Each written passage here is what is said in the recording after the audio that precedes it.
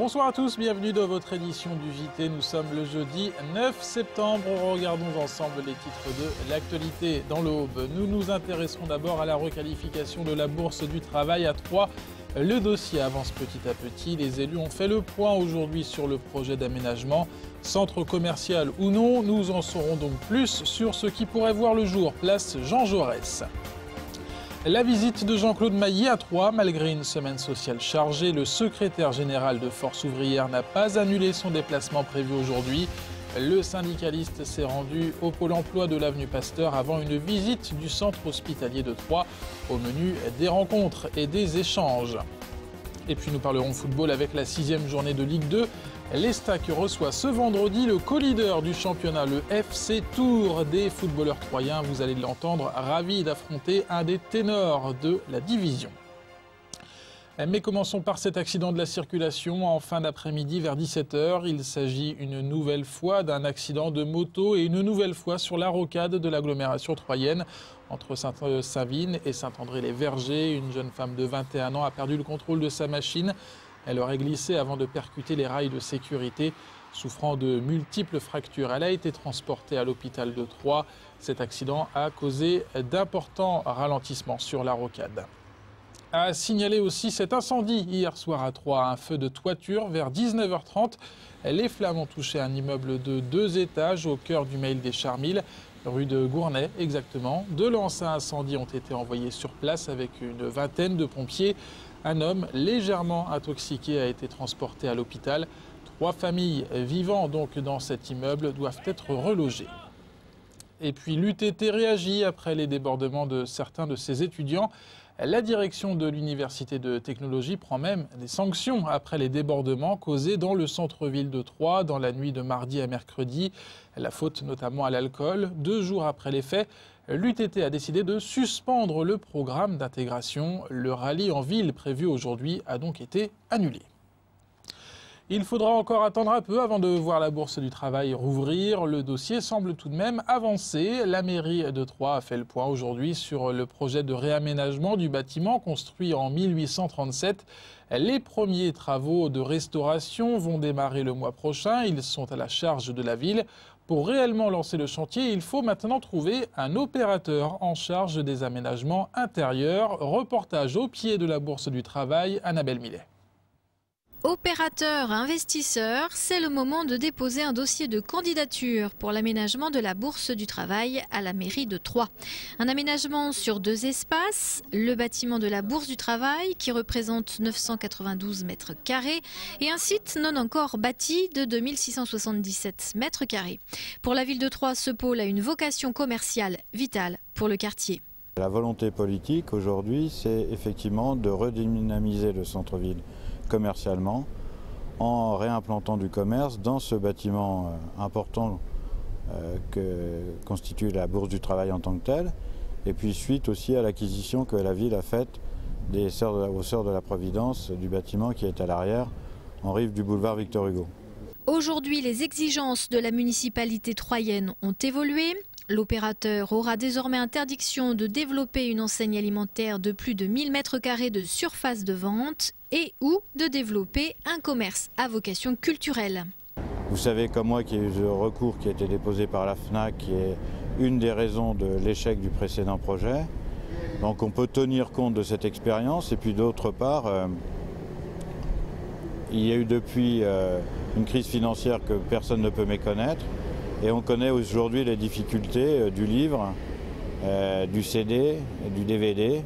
Donc on préfère préserver ce qui existe aujourd'hui en centre-ville, avec les acteurs dans ce domaine de compétences, et donc ne pas privilégier ce secteur culturel dans le projet. Une commission d'aménagement a été mise en place cet été afin d'analyser les dossiers de candidature. Cette commission se donnera 2 mois, du 22 octobre au 21 décembre, pour sélectionner les 4 dossiers les plus opportuns.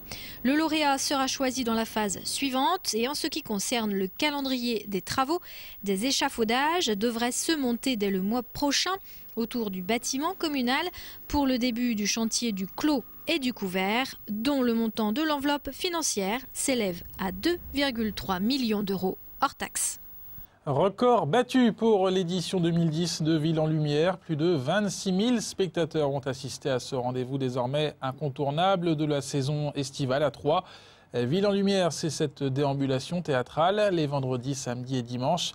L'édition 2010, écrite par Pascal Bancou et jouée entre autres par Christian Brindel, mettait en scène l'écrivain chrétien de Troyes. Lise Patelli est adjointe au maire de Troyes en charge de la promotion de la ville. Elle revient sur cette raison du succès de cette 7e édition. Tout d'abord, une qualité, ça c'est évident pour tous ceux qui ont vu le spectacle. C'est la première fois que nous avions une compagnie et des acteurs aussi remarquables.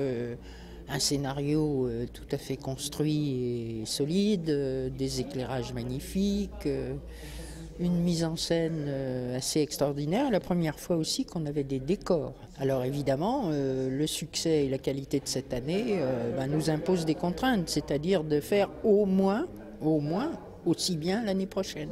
C'est ce à quoi on va commencer à s'employer dès la semaine prochaine.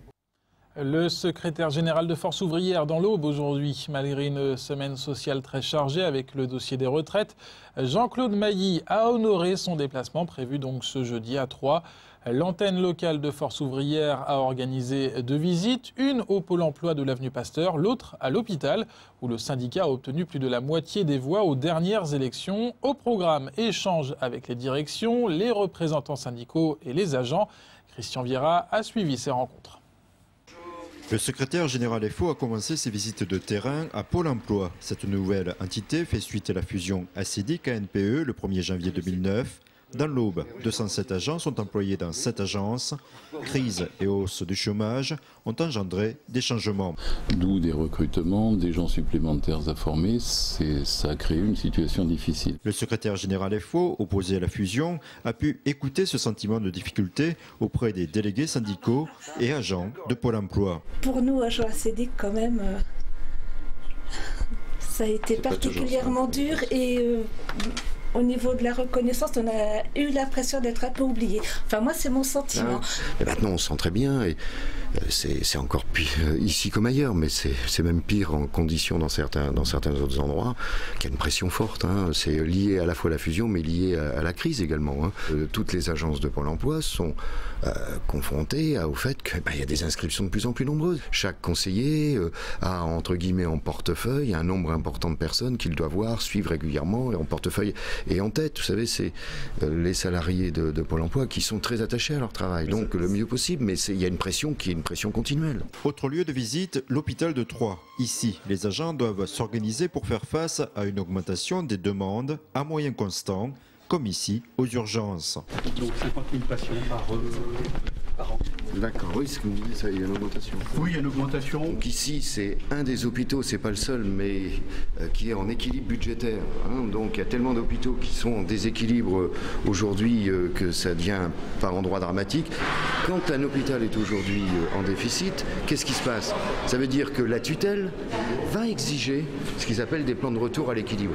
Et l'un des effets des plans de retour à l'équilibre, ça pèse essentiellement sur le personnel, parce que c'est la plus grosse dépense d'un hôpital, c'est les frais de personnel, c'est évident. Durant l'après-midi, Jean-Claude Mailly a tenu un meeting devant les adhérents et sympathisants de FO, une occasion de revenir sur les modifications du projet de réforme des retraites proposé par le gouvernement. On va être cassé pour pouvoir partir à 60 ans. Et on est dans une logique qui est une logique individuelle. Nous, ce que nous demandons, c'est qu'il y ait une logique plus collective. Il y a certains types de métiers dont on sait qu'ils génèrent de la pénibilité. Face à cette pénibilité, FO propose une hausse des cotisations patronales permettant à ses salariés d'accéder à la retraite plus tôt. Le patronat s'y refuse. Pour FO, ce dossier des retraites est loin d'être clos. Et toujours dans la page sociale, notez ce nouveau débrayage en fin de matinée à l'usine Sodi Médical de Plancy-l'Abbaye. Tout le personnel présent a cessé le travail de 11h à midi, alors que la 3e procédure de reprise vient d'être lancée.